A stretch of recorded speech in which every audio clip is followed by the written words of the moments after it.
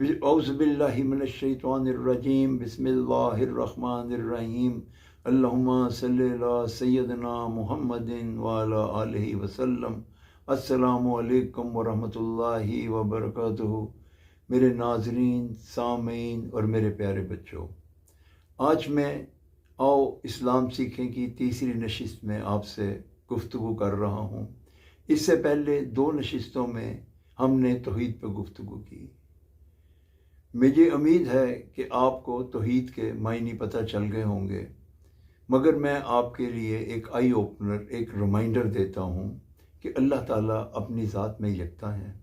अल्लाह ताला कुल्ले शाइन कदीर हैं। अल्लाह ताला मालिकुल मलूक हैं। तमाम बादशाही, सात आसमानों, सात ज़मीनों और आलमीन की बादशाही अल्लाह ताला की है। अल्लाह ताला हर चीज़ पे कादिर हैं। हमारी ज़िंदगी मौत अल्लाह के इख्तियार में है। हमारा रिज़्क, इज़्ज़त, ज़िल्लत हर चीज़ अल्लाह के इख्तियार में है। हमें चाहिए कि हम छोटी से छोटी चीज़ भी अपने रब से मांगें। अब एक आसान अल्फाज में आपको मैं बताऊंगा कि तौहीद की ज़िद यानी कि तौहीद का मुतज़ाद शिर्क है। अल्लाह रब्बुल इज़्ज़त फरमाते हैं कि मैं इंसान का हर गुनाह माफ़ कर दूंगा, शिर्क माफ़ नहीं करूंगा। हमें इससे इज्तनाब करना चाहिए, इससे बचने की कोशिश करनी चाहिए। अल्लाह ताला से की जो ताकत है, अल्लाह ताला के अलावा किसी को इबादत करना या इबादत के लायक समझना, या अल्लाह ताला के जो अल्लाह ताला हमें जो अनायतें करते हैं हम ये समझें कि अल्लाह ताला के अलावा भी कोई हमें ये दे सकता है, तो वो शिर्क है। हमें चाहिए कि हम इससे बचने की कोशिश करें, क्योंकि हम मुसलमान हैं। मुसलमान वो होता है जो अपनी तमाम ख्वाहिशों को अल्लाह और उसके रसूल के सामने सरेंडर कर देता है और उनके अहकामात पे अमल करता है, यानी आती अल्लाह आती रसूल पे अमल करता है। अल्लाह और उसके रसूल की इताअत करता है। इसके मायने ये हैं कि जो कुछ अल्लाह ताला और उनके प्यारे नबी हज़रत मोहम्मद सल्लल्लाहु अलैहि वसल्लम ने हमें दीन पे चलने के तरीके बताए हैं, हम उसके मुताबिक दीन पे चलें। तौहीद के बाद सबसे जो पहला रुकन है, तौहीद के बाद सबसे अहम रुकन वो नमाज है। नमाज जो है उसके मुतल्लिक़ मैं आपको ये बताऊं कि एक रोज़ एक सहाबी नबी पाक सल्लल्लाहु अलैहि वसल्लम की खिदमत में हाज़िर हुए और आके कहने लगे, या रसूल अल्लाह, मुझे ये बताइए कि अल्लाह ताला को सबसे पसंदीदा अमल कौन सा है। नबी पाक सल्लल्लाहु अलैहि वसल्लम ने फरमाया, अल्लाह ताला को सबसे पसंदीदा अमल वक्त मुकर्ररा को नमाज बा जमात, लड़कों के लिए, बंदों मर्दों के लिए नमाज बा जमात, और औरतों के लिए ये रुखसत है, ये छूट है कि वो घर में भी नमाज़ पढ़ सकती हैं।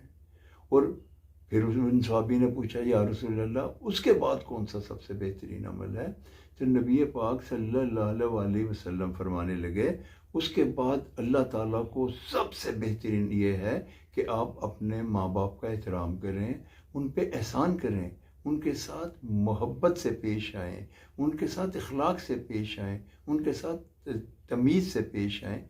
ये अमल दुनिया में दूसरे नंबर पर है नमाज के बाद। हमें चाहिए कि हम अपने वालिदैन का एहतराम करें, अपनी अम्मी अबू की इज़्ज़त करें। ये अल्लाह ताला का पसंदीदा अमल है।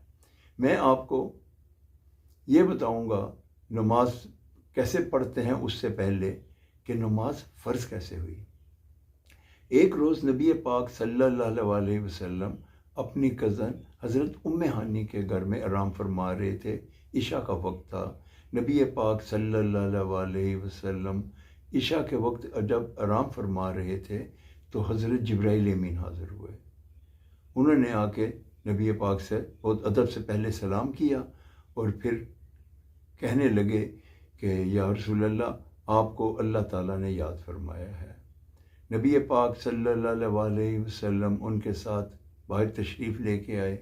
ये खाना काबा में दो, एक बाब फ़हद और एक बाब अब्दुल अज़ीज़ है, उसके दरमियान में उस ज़माने में उनका घर होता था। वहाँ पे बुराक बंधी हुई थी। बुराक एक ऐसी सवारी है जो गधे से बड़ी और घोड़े से छोटी है, खच्चर की तरह। براق جمع ہے برق کی، یہ روشنیوں کی سواری ہے۔ اس پہ نبی پاک صلی اللہ علیہ وسلم سوار ہوئے، اس حضرت جبرائیل امین کے ساتھ مسجد اقصی تشریف لے کے گئے۔ وہاں پہ تمام انبیاء موجود تھے، حضرت آدم سے لے کے نبی پاک صلی اللہ علیہ وسلم تک کم و بیش 1,24,000 نبی، پیغمبر، رسول سب وہاں پہ موجود تھے۔ نبی پاک صلی اللہ علیہ وسلم نے ان کی امامت کرائی، ان کی نماز پڑھائی۔ اس سے نماز جو ہے، جو امام ہوتا ہے وہ سردار ہوتا ہے۔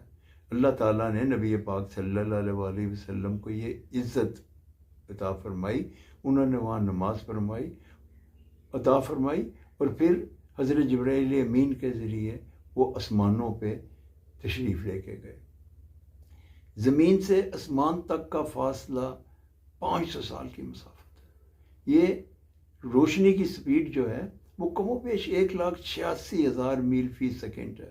یہ 500 سال میں وہاں تک پہنچنا، اور پھر جو آسمان ہوتا ہے اس کی تھکنس بھی اتنی ہے۔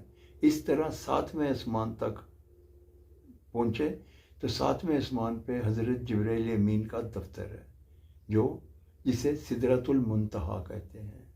وہاں پہ حضرت جبرائیل امین کہنے لگے، یا رسول اللہ، اس کے آگے نور اور روشنیاں ہیں، اللہ تعالیٰ کی تجلیات ہیں، اس کے اوپر عرش ہے اللہ تعالیٰ کا، تو آپ کو اللہ تعالیٰ نے وہاں یاد کیا ہے۔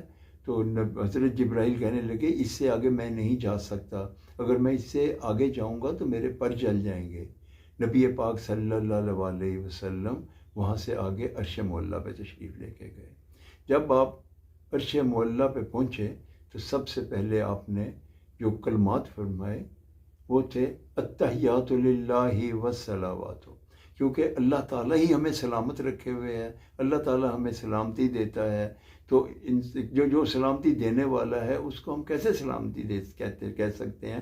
تو نبی پاک صلی اللہ علیہ وسلم نے آپ کو اللہ تعالیٰ کو مخاطب کر کے فرمایا التحیات للہ والصلوات والطیبات، تو اللہ تعالیٰ نے آگے سے جواب دیا السلام علیکہ ایھا النبی ورحمۃ اللہ وبرکاتہ۔ تو پھر اس طریقے سے آگے کلام چلا، اور اللہ رب العزت کے اور نبی پاک صلی اللہ علیہ وسلم کی وہاں ملاقات ہوئی۔ یہ تو اللہ تعالیٰ اور اس کے نبی پاک صلی اللہ علیہ وسلم جانتے ہیں کیا کیا باتیں ہوئیں، مگر ہمیں یہ پتہ ہے کہ ہمیں اس وقت اللہ تعالیٰ نے پہلے 50 نمازوں کے لیے یعنی فرض کی، اور اس کے علاوہ سورہ بقرہ کی آخری 2 آیات بھی تھی۔ سورہ بقرہ کی جو آخری 2 آیات ہیں اس کی بڑی اہمیت ہے۔ اگر آپ رات کو سونے سے پہلے یہ 2 آیتیں پڑھ لیں تو ایک فرشتہ پوری رات آپ کی حفاظت کے لیے آپ کے سرانے کھڑا رہتا ہے۔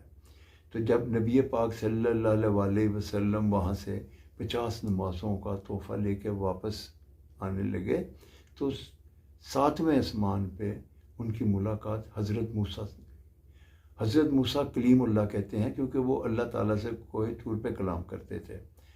یہ میں اگلے کسی ویلاگ میں آپ کو حضرت موسیٰ کے متعلق بھی بتاؤں گا۔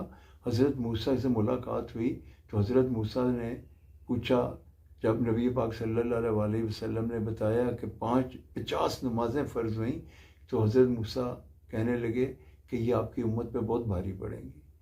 نبی پاک صلی اللہ علیہ وسلم دوبارہ واپس تشریف لے کے گئے اور اللہ تعالیٰ سے تخفیف یعنی کم کرنے کی آپ نے منت کی یا آپ نے عرض کیا، تو اللہ رب العزت نے اس میں 5 نمازوں کا تخفیف کی۔ جب وہ دوبارہ واپس آئے تو حضرت موسیٰ نے کہا یہ بھی بہت زیادہ ہوں گی۔ اس طرح جب حضرت نبی پاک صلی اللہ علیہ وسلم پھر عرش معلیٰ پہ گئے تو اللہ تعالیٰ کم کرتے تھے، نبی پاک واپس آتے تھے، حضرت موسیٰ کہتے تھے ابھی بھی زیادہ ہیں، تو آخر پہ اللہ تعالیٰ نے 5 نمازیں کر دیں۔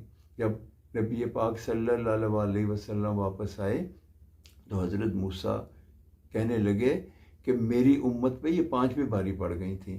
نبی پاک صلی اللہ علیہ وسلم نے فرمایا کہ میں اب اللہ تعالیٰ کے پاس نہیں جاؤں گا، مجھے شرم آئے گی کہ میری امت 5 نمازیں بھی نہیں پڑھ سکتی۔ آپ دیکھ لیجئے آج کل ہمارا کیا حال ہے، ہم تو ایک نماز پڑھنی بھی ہمارے پہ بھاری ہو جاتی ہے۔ تو نبی پاک صلی اللہ علیہ وسلم وہاں سے پھر جب دنیا میں دوبارہ واپس تشریف لائے سفر سے واپسی پہ، تو اس وقت ہم پہ 5 نمازیں فرض ہو گئی تھیں۔ اب ایک میں بات آپ کو بتا دوں پیارے بچوں کہ اللہ رب العزت جو ہیں وہ جو ایک بات کر دیتے ہیں نا، اسے دوبارہ پھرتے نہیں ہیں۔ انہوں نے 50 نمازوں کا کہا تھا، حکم دیا تھا، 50 نمازیں فرض کی تھیں، اور جب اب 5 کر دیں تو اس کا مطلب یہ نہیں ہے کہ اللہ تعالیٰ اپنی بات سے پھر گئے۔ اللہ تعالیٰ نے فرمایا کہ اگر میرے نبی کی امت ہم لوگ 5 نمازیں پڑھیں گے تو اللہ تعالیٰ ہمیں 50 نمازوں کا ثواب دیں گے۔ ٹھیک ہے، تو یہ دیکھیے ہمارے پہ اللہ تعالیٰ کا کتنا بڑا احسان ہے کہ ہم 5 نمازیں پڑھتے ہیں اور ہمیں ثواب کتنا زیادہ 50 نمازوں کا ملتا ہے۔ ہمیں چاہیے کہ ہم اللہ تعالیٰ کا پسندیدہ عمل جو ہے اس کو اپنی زندگی میں قائم کر لیں۔